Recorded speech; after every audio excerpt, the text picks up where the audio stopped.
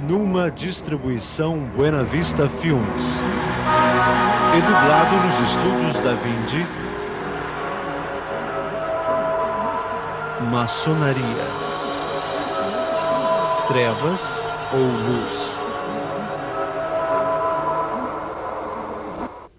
Por todo o mundo civilizado, principalmente o mundo ocidental, há uma diversidade de limites. Vemos diversidade nos aspectos sociais, econômicos, culturais e étnicos. Mas escondido abaixo da superfície, longe dos olhos do observador casual e do meramente curioso, existe outra sociedade separada. Uma sociedade de segredos ditando seu próprio código. É o enorme mundo invisível da maçonaria. Eu sou o Mike Mendel. Pelos próximos minutos estaremos examinando crenças, ensinamentos e práticas da maçonaria. Estaremos falando com ex-maçons e analisando literatura maçônica real, para tentar adquirir uma visão objetiva desta ordem fraternal secreta. Esse estudo permite uma reflexão racional. O material examinado está em uso atual, e nosso ideal é levar à compreensão do que realmente a maçonaria é. A maçonaria se autodefine como um sistema de moralidade. A base da maçonaria, por onde todos os maçons têm que passar, é a Loja Azul. A Loja Azul inicia os 3 primeiros graus ou níveis da maçonaria. O aprendiz é o primeiro nível. O companheiro é o segundo nível e o mestre maçom é o terceiro nível. A maioria dos maçons nunca vão além do terceiro grau, porém, se alguém escolher ir além da Loja Azul, existem 2 caminhos que podem ser tomados. Um é o rito de York e outro é o rito escocês. A maioria dos maçons que decidem ir além da Loja Azul entram no rito escocês de maçonaria. O rito escocês tem 32 graus. O 32º pode conduzi-lo para o santuário, se assim ele escolher. O 33º grau que existe é altamente honorário. O autor Ian Taylor tem estudado as origens da maçonaria moderna. Para muitas pessoas, o próprio mundo da maçonaria invoca um senso de mistério, de sociedade secreta, mas de modo a descobrir o que eles realmente são, precisamos conhecer um pouco de história. Havia muitos pensadores humanistas em 1500 que viam a corrupção que havia na igreja daquela época. Eles concluíram que, para se verem livres daquela corrupção, teria que haver uma nova ordem mundial. Eles haviam lido A República de Pilatos, que em 1500 já era uma obra popular. E Pilatos era também um grande filósofo que viveu no 5º século antes de Cristo. E ele disse: se nós pudermos ter um grupo de homens sábios que fossem bem pagos para governar o povo, aí sim haveria corrupção. Um pensamento inocente. O nosso governo é corrupto. Entretanto, ainda existem pessoas muito boas hoje em dia. Esse tema estava em pauta para os pensadores humanistas de 1500. Para fazer isso, eles precisavam antes descobrir a ordem mundial já existente. Essa ordem mundial estava baseada sobre o poder do reinado de Deus, pelo rei e pela igreja. Mas para sugerir isso, seria uma heresia daqueles dias e eles teriam perdido suas cabeças literalmente. Então, eles tiveram que formar uma sociedade secreta. Agora, o maçom da época, esses eram do artesanato maçônico. Foram os homens que realmente construíram as catedrais daqueles dias. Eram homens hábeis e isso foi uma das primeiras formas de união dos trabalhadores. Eles queriam manter para si seus segredos e suas habilidades. Haviam boas razões para isso, e então os pensadores humanistas se infiltraram dentro das lojas de artesanato maçônico, e então eles se tornaram os maçons especulativos. Eles eram chamados especulativos pelos maçons artesanais, porque eles não saberiam diferenciar um esquadro de um compasso. Eles eram apenas os humanistas, os idealistas, os acadêmicos. Então existem dentro das lojas maçônicas 2 tipos de maçons. O maçom artesanal, que é o maçom genuíno, que cortava pedra e etc, etc. E também tem o maçom especulativo, e é este o pensador humanista. Este é aquele que pretende reconstruir a nova ordem mundial. O autor e conferencista Ron Carlson dedicou 3 anos estudando profundamente o tema maçonaria. A maçonaria moderna realmente começou no ano de 1717, na Inglaterra. A loja foi formada e muitas dessas coisas foram desenvolvidas depois de 1717, na Inglaterra. Então veio para a América e Canadá, quando as pessoas migravam para a América do Norte durante aqueles anos. E está vastamente estabelecida aqui na América do Norte. Está estimado que próximo a 5 milhões de homens estão envolvidos na maçonaria aqui na América do Norte. Talvez 1 milhão no santuário. O que é maçonaria aos olhos do maçom? O que o maçom acha que é?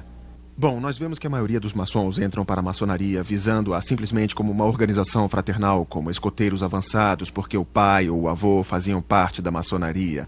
E eles se envolvem inocentemente, sem se darem conta de que é uma organização religiosa desenvolvida para específicos fins espirituais. Ao passar dos séculos, o homem tem desenvolvido uma variedade de crenças e tradições. Algumas dessas, como o cristianismo, o judaísmo e o islamismo, são monoteístas, ou seja, são baseados no conceito de um só Deus. Outras, como o hinduísmo, são politeístas, acreditando em muitos deuses e deusas. Uma das religiões mais antigas talvez seja a mais universal. Emergiu praticamente intocada e geograficamente separada, em culturas radicalmente diferentes. Essa religião é o paganismo. A adoração da deusa Lua e do deus Sol, que também eram chamados, por exemplo, podemos citar Apolo e Diana, ou mesmo uma gama de outros nomes. O paganismo é a mesma religião mística que emergiu na antiga Babilônia muitos mil anos atrás. Mas o que tem o paganismo a ver com a maçonaria? O ritual da teologia da maçonaria realmente originou do paganismo egípcio. E a razão para isso é que, como podemos ver, em 1717, os rituais de teologia foram reunidos e formalizados e criaram a Grande Loja na Inglaterra. A razão era que já havia, naquela época, um grande número de lojas na Inglaterra e em toda a Europa. E naquele tempo todos tinham práticas um pouco diferentes. Essas práticas vieram das origens de maçom especulativo, que obviamente era o ecrucionismo. E seus membros acreditavam nas tradições egípcias e, como podemos ver, dentro da maçonaria encontramos Osíris, Adonis e Ísis, que são mencionados frequentemente. Então é claro que esses são os símbolos pagãos. Um dos rituais usados em algumas das lojas antes de 1717 e um pouco depois também era o ritual de iniciação com o sangue. Neste momento, o dedo mínimo era cortado e o sangue era derramado, e este era o novo membro fazendo uma aliança de sangue com a organização. O que acontece é que quando o maçom se une à loja, ele primeiro entra no que é chamado de loja azul. E a primeira coisa que ele é obrigado a passar é pela cerimônia de iniciação, chamada de nível de aprendiz. E nesta cerimônia de iniciação, parte da sua roupa será tirada e uma venda será colocada sobre seus olhos e uma corda em seu pescoço. E ele vai ser trazido para a porta da loja maçônica. Ali uma pessoa se aproxima dele e o conduz até lá dentro. E ali ele vai se achegar ao altar. E o mesmo maçom vai ficar atrás do altar e, depois do altar, fica um homem chamado Venerável Mestre. Hoje percebemos que quando um novo membro se junta à organização, ele se ajoelha com os olhos vendados e com o peito nu. O mestre da loja encosta uma espada de ponta afiada no peito esquerdo. E eles são inquiridos com os olhos vendados a fazer um juramento de sangue, para não revelar os segredos da maçonaria, ou eles perderiam sua vida. Todo maçom coloca seu dedão em sua garganta e faz o juramento de sangue, para não revelar os segredos da maçonaria, ou terá sua garganta cortada de orelha a orelha, seus intestinos rasgados serão dados aos animais. Esse juramento pagão de sangue os levam a jurar segredo para que eles não revelem os segredos que aprenderiam à medida que progredissem na loja maçônica. Agora, a maioria dos homens vão entrar no rito escocês e progredir até o 32º grau. E em cada um desses graus, eles irão adorar deuses diferentes, deuses egípcios, deuses da Pérsia, deuses gregos. E eles fazem uma série de rituais. Agora, muito disto é camuflado com símbolos e alegorias para que os maçons que os fazem não entendam inteiramente o que estão fazendo. Nos níveis da loja azul, o principiante é iniciado para a trindade egípcia de mistérios antigos do Egito. E a trindade egípcia é escondida do principiante. Ele não sabe tudo pelo qual ele está sendo iniciado, não lhe é mencionado. Mas se eles lessem seu livro que explica os símbolos e a alegoria, se torna muito óbvio em que eles estão envolvidos. Eles estão envolvidos em adoração idólatra e pagã. Muito dela está baseada na Cabala, que é o livro de ocultismo do Antigo Egito. Está baseado em paganismo egípcio e adoração da natureza. É realmente isso. Está baseada na adoração no poder regenerativo do macho e no poder regenerativo da fêmea. É o resultado. Qualquer historiador iria logo concordar que o paganismo era e é uma religião da natureza. Seus rituais eram intencionalmente desenvolvidos ao redor das fases da lua, bem como das estações do ano, etc. Rituais foram desenvolvidos para encorajar colheitas, procurando pela bênção do sol, aquele que dá o calor e é a contrabalança da lua, o tempo de paz para plantar e colher. Desta dualidade de adoração, sol e lua, luz e escuridão, ativo e passivo, macho e fêmea, o paganismo desenvolve direitos de fertilidade baseada sobre o ato sexual e, mais especificamente, órgãos reprodutores sexuais. Esta é uma das razões pelas quais o maçom, quando entra na loja, é obrigado a vestir um avental de pelica branco. O maçom usa esse avental de pelica branco como uma cobertura. O que eles realmente acreditam na maçonaria é no princípio gerador da vida. Você sabe que eles usam o esquadro e o compasso com a letra G. Você vê o esquadro e o compasso com o G nas lojas maçônicas. Uns maçons vão até dizer que é geometria que é geometria do universo, ou que significa Deus. Na verdade, o próprio livro deles diz que é o princípio gerador da vida. Que o compasso, não o esquadro, representa o feminino e o compasso descendo sobre ele representa o macho que está fertilizando a fêmea. Este é o princípio gerador, o órgão masculino é o que traz a imortalidade na vida. Veja só, quando eles falam de imortalidade, eles estão falando sobre a recriação da vida através do ato sexual. E isso é o que eles estão cobrindo com o avental de pelica branco, e é por isso que a mulher nunca pode ser maçom. Ela não tem o princípio gerador da vida, por isso eles orgulhosamente usam em sua lapela o esquadro, o compasso e a letra G. A maçonaria usa símbolos pagãos egípcios com frequência, como podemos perceber, e um que vem em minha mente é o obelisco. O obelisco é um pilar de pedra alto, com base quadrada e o topo de pirâmide. E isso era usado pelos egípcios como um símbolo de ressurreição. A ideia era um símbolo fálico faraônico, ficava erguido e ereto como um símbolo de procriação, onde a pessoa era ressuscitada através de seus descendentes. Esse era o seu argumento. Bem, a mesma coisa se explica hoje.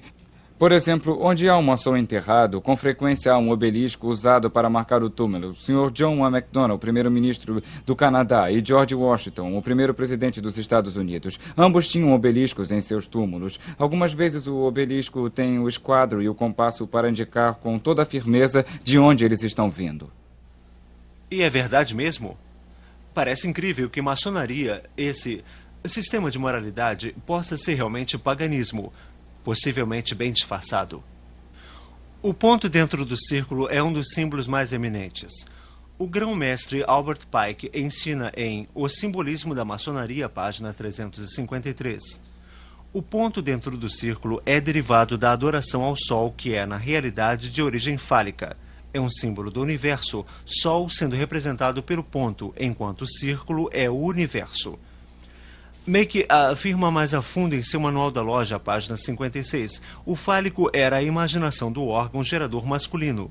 Era representado geralmente por uma coluna, que na sua base era rodeada por um círculo. O ponto dentro do círculo foi intencionado pelos antigos como uma espécie de poder fálico da natureza, o qual eles adoravam sob a forma única do ativo ou princípio macho, mas do passivo ou princípio da fêmea. O paganismo reconhecia e adorava esses poderes como a força criativa na natureza. Albert Pike era grã comandante do rito escocês em 1800. Do seu livro Morais e Dogmas, o Sol e a Lua representam dois grandes princípios ou geração, o ativo e o passivo, o macho e a fêmea. Ambos brilham sua luz sobre seus descendentes, a estrela brilhante ou Horus. Essas autoridades maçônicas concordavam que o simbolismo da maçonaria era ocultista e era derivado do paganismo.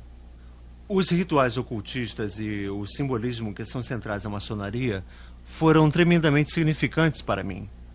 Pessoalmente, eu estive profundamente envolvido por muitos anos com bruxaria. A bruxaria é a religião do paganismo e a adoração do deus Sol e da deusa Lua em várias formas. Eu estive envolvido no ocultismo por 12 anos. Steve Warren nos fala de sua experiência.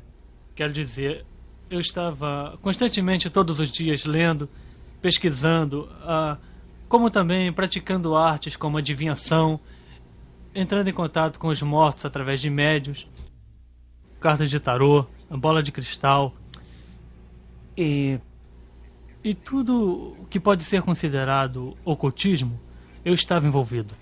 O simbolismo na própria bruxaria é muito grande. Muitos dos implementos usados têm significação em termos de elementos naturais, como Van representando o ar, Azor representando o fogo, Ácalis a água ou o pentagrama representando a terra.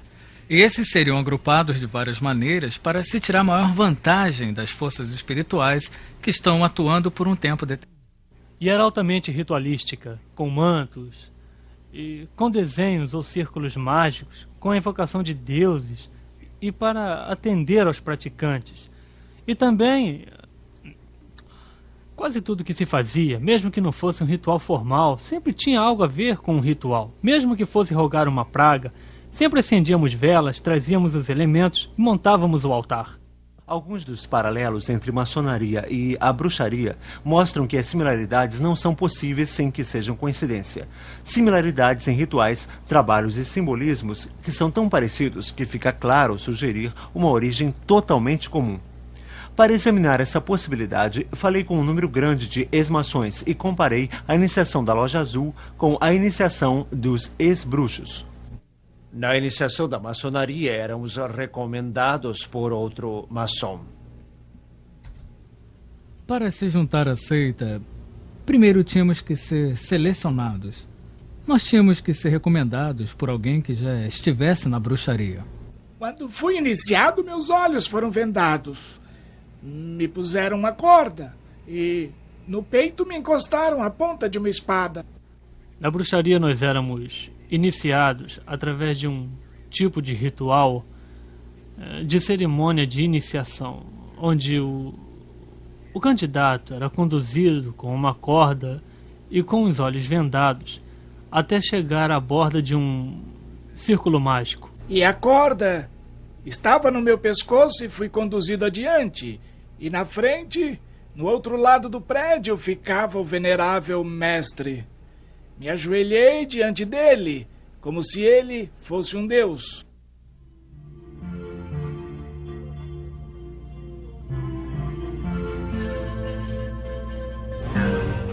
Quando fui iniciado na loja, um tipo de faca foi posta em meu peito esquerdo.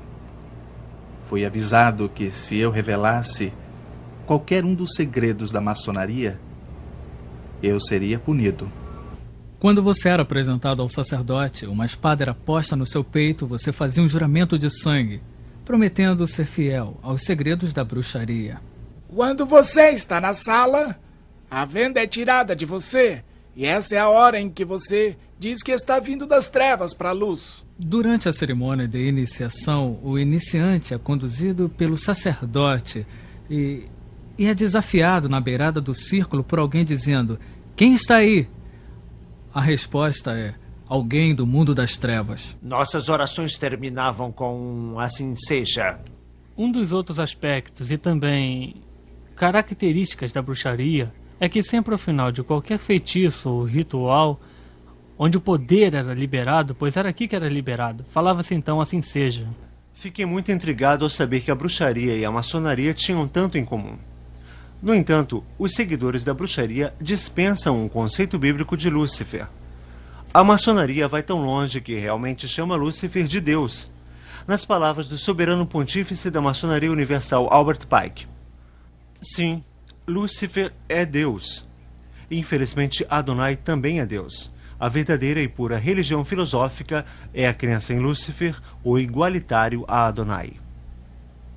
Mas Lúcifer, Deus de luz e Deus de bondade, está lutando pela humanidade contra Adonai, o Deus das trevas e da maldade. Ouça as palavras do maçom do 33º grau Manlip Hall. Quando o maçom descobrir que a chave do guerreiro é a correta aplicação do dínamo de força vivente, então ele aprenderá o mistério da sua arte. As forças agitadas de Lúcifer estão em suas mãos e antes que ele possa dar passos à frente e para cima, ele deve provar sua habilidade em aplicar essa energia. Dos literalmente milhões de maçons do mundo todo, quantos estão realmente conscientes do real significado dos símbolos maçônicos? A resposta é bem poucos. Como a maioria dos maçons nunca ultrapassam o 3º grau da loja azul, a classificação de mestre maçom, a maioria deles nunca descobrem no que estão envolvidos.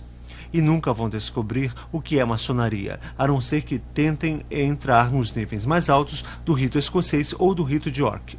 De fato, eles não são só ignorantes, são deliberadamente enganados por seus superiores na loja. Assim falou a própria autoridade Albert Pike. Os níveis azuis não são mais do que a parte de fora do templo. Parte dos símbolos são expostos ali para os iniciantes. É intencional que eles não os entendam, mas é intencional que eles pensem que os entenderam. Quando muitos maçons passam pelos primeiros 3 graus, tornam-se mestres maçons e param por aí, pensando que é somente uma organização fraternal. E eles não percebem que seus líderes têm conscientemente mentido e os enganado porque eles não querem que se entenda os verdadeiros ensinamentos da maçonaria. Eu comecei com boas intenções, achando que estava entrando numa fraternidade de fato muito interessada em ajudar pessoas. Mas agora eu percebo que em escalões mais baixos, níveis inferiores, você não sabe toda a verdade. O significado da loja, o que ela era para mim, um grupo de pessoas que estavam ali para ajudar os outros. E haviam diferentes coisas assim, que se podiam perceber na loja. As pessoas estavam juntas, unidas por algo, e pensei ser uma organização cristã. O que fazia alguém pensar que a loja maçônica era um lugar cristão? Era o fato que encontrei pessoas que eram membros da mesma igreja a que eu pertencia, a Igreja Presbiteriana do Canadá, como membros da loja, membros em posições importantes na loja. E acontecia que essas pessoas, dentro dos rituais, usavam citações das Escrituras. Então, isso me fez pensar que eu estava certo. Eles pensam que estão ingressando, na verdade, numa organização cristã. Isso porque, na verdade, os 3 graus da loja azul são validados no espelho cristão. Jesus Cristo é o centro da fé cristã. E, de fato, sem ele não há cristianismo. Isto é porque Jesus declarou ser Deus encarnado e, como tal, não pode ser separado de seus ensinamentos. Ele não ensinou um sistema de moralidade para levar alguém a Deus. Ao contrário, ele disse ser o caminho ao Pai. Na maçonaria, qual é o ensinamento oficial sobre o Messias? Ouça de novo o soberano pontífice do rito escocês, Albert Pike. Ela reverencia todos os grandes reformadores. Ela vê em Moisés, o doador da lei dos judeus, em Confúcio, Zoroastro, Jesus de Nazaré e no árabe iconoclasta grandes mestres de moralidade e eminentes reformadores, e nada mais. Em outras palavras, Jesus foi reduzido a um grande reformador. Nem um pouco diferente de Confúcio ou Zoroastro, mas a Bíblia diz claramente em Atos capítulo 4: em nenhum outro há salvação, porque também debaixo do céu nenhum outro nome há dado entre os homens pelo qual devemos ser salvos. A essência do cristianismo é que o homem é incapaz de salvar a si mesmo. Por esta razão, Deus mandou seu único filho para fazer expiação por nós, morrendo em uma cruz. Isso é tão diferente da forma de ensinar de Mendenhall em seu livro Chaves Perdidas da Maçonaria. O verdadeiro maçom não é preso a uma crença. Ele percebe com iluminação divina de sua loja que, como maçom, sua religião deve ser universal. Cristo, Buda, Maomé, o nome significa pouco, porque ele reconhece somente a luz e não o condutor. Ele adora em todo santuário, se ajoelha diante de qualquer altar, seja num templo, mesquita ou pagoda, catedral, e percebe com seu verdadeiro entendimento a unidade de todas as verdades espirituais. Nenhum maçom pode ser limitado, pois sua loja é a expressão divina de toda a abrangência. Nenhum maçom pode ser limitado, pois a sua loja é a expressão de toda a abrangência. Uma afirmação interessante, já que na Bíblia Jesus Cristo diz: Entrai pela porta estreita, porque larga é a porta, e espaçoso é o caminho que conduz à perdição, e muitos são os que entram por ela, e porque estreita é a porta, apertado o caminho que leva à vida, e poucos há que a encontrem. Os maçons dizem que Jesus Cristo é simplesmente outro grande mestre, outro grande profeta moral, igual a Buda. Realmente os maçons ensinam, de acordo com Albert Pike, que Buda foi o primeiro grande professor maçônico. Então eles estão igualando Jesus a Buda, a Maomé e a líderes religiosos. Como qualquer outro líder religioso, ele não é Deus, ele não é o Salvador encarnado que veio para salvar o homem dos seus pecados, porque o maçom não precisa de um Salvador. Os maçons acham que eles podem salvar a si próprios através de boas obras. Na loja que eu pertencia, nós tivemos um muçulmano pedindo para ser membro. E os membros da minha loja não tinham como iniciá-lo porque sabiam que não poderiam iniciá-lo com a Bíblia Sagrada. Então, eles mandaram uma carta para a grande loja de Alberta, Canadá, pedindo instrução. E a carta voltou afirmando que deveríamos colocar o Alcorão com o esquadro e o compasso ao lado da Bíblia, com o esquadro e o compasso sobre o altar e iniciá-lo com todas as honras. O cristão acredita na Bíblia, no fato de que Deus existe na Trindade, as três pessoas que são o Pai, o Filho e o Espírito Santo. Mas o que a maioria das pessoas não sabem, inclusive os maçons, é que o Deus da maçonaria, o grande arquiteto do universo, também é uma trindade. Em ambos os ritos, tanto o escocês quanto o York, você descobre que os maçons estão em uma jornada procurando o nome perdido de Deus. Parte da sua religião é a crença que o nome secreto de Deus foi perdido. E eles contam toda uma história da construção do Templo de Salomão e o arquiteto Hiram Abif, que quando construíram o templo, perdeu o nome sagrado de Deus. Então eles dizem que o maçom está nessa procura para reaver o nome de Deus. E somente quando chega-se ao grau do Real Arco, finalmente é dito qual o nome sagrado de Deus e que só os maçons é que sabem. E eles se orgulham que só eles são os guardiões do nome secreto de Deus. E esse nome só pode ser sussurrado entre os maçons por 3 maçons de cada vez, cada um falando uma sílaba. O nome é Jabulon, que é a combinação de 3 palavras: Jeová, Baal e Osíris, o deus egípcio.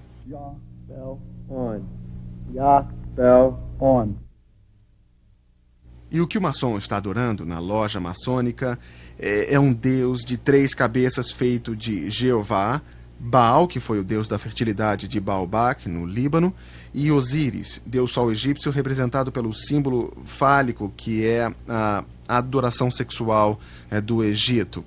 E desta combinação sai um monstro de 3 cabeças, e dizem que esse é o deus maçônico a quem eles adoram. A salvação para o cristão está baseada inteiramente no sacrifício do Senhor Jesus Cristo na cruz. A Bíblia diz que todos pecaram e estão afastados da glória de Deus.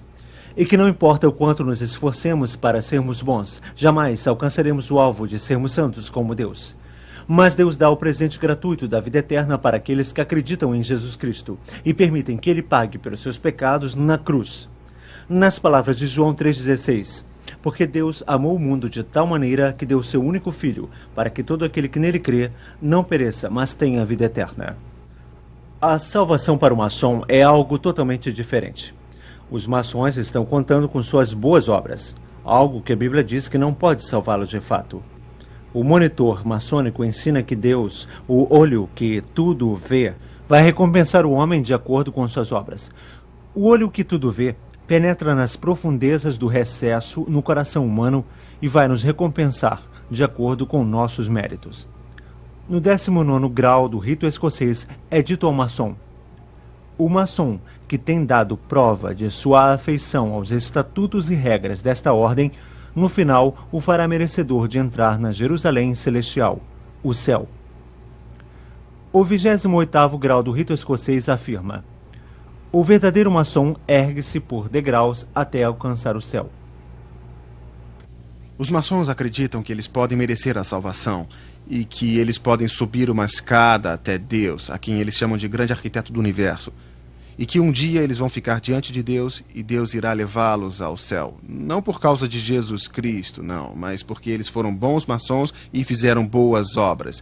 Um dia eu estava conversando com o pontífice do santuário em Minneapolis, de onde eu sou. Ele me ligou um dia. Ele tinha ouvido a minha fita sobre maçonaria. Como é que você ousa dizer que a maçonaria não é cristã? Ele disse, eu sou um diácono na minha igreja. Ele disse, eu sou um bom cristão. Eu sou o chefe do meu santuário. Como é que você pode dizer que eu não sou cristão?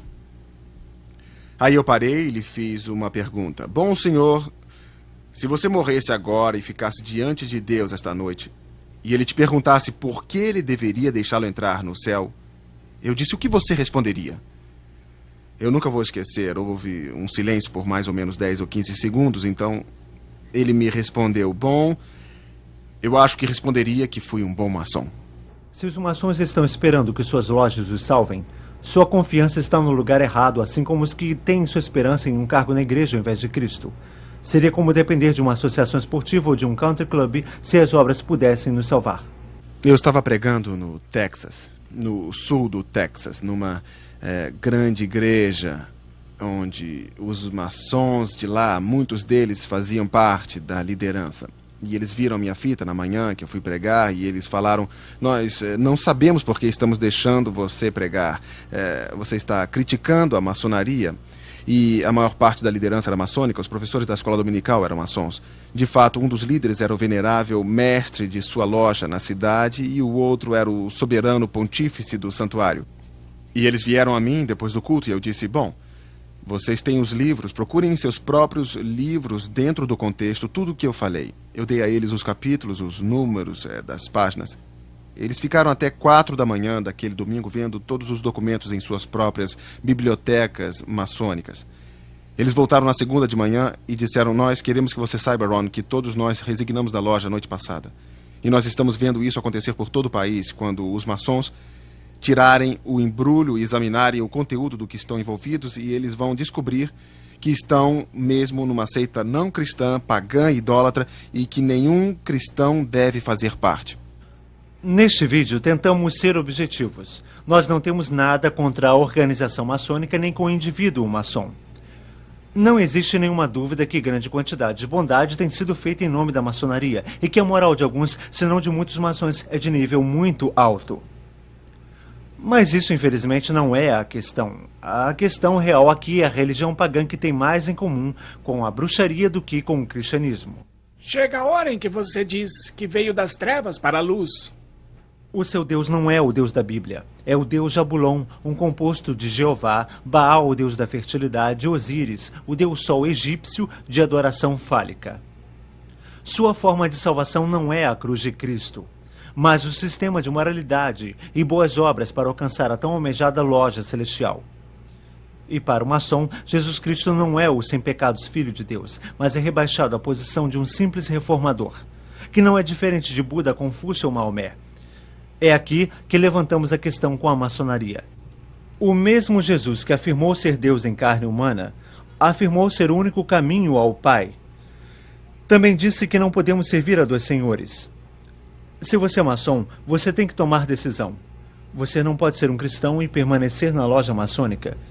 Ou você deixa seus pecados serem levados à cruz de Jesus, ou então tente pagar por eles em um sistema de moralidade e boas obras.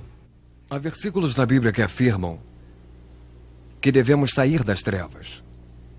E diz também que as trevas não têm contato com a luz. E também o livro de Provérbios afirma que existe um caminho que parece reto ao homem, mas conduz à morte. Então, o meu conselho para as pessoas é que se afastem de tudo isso.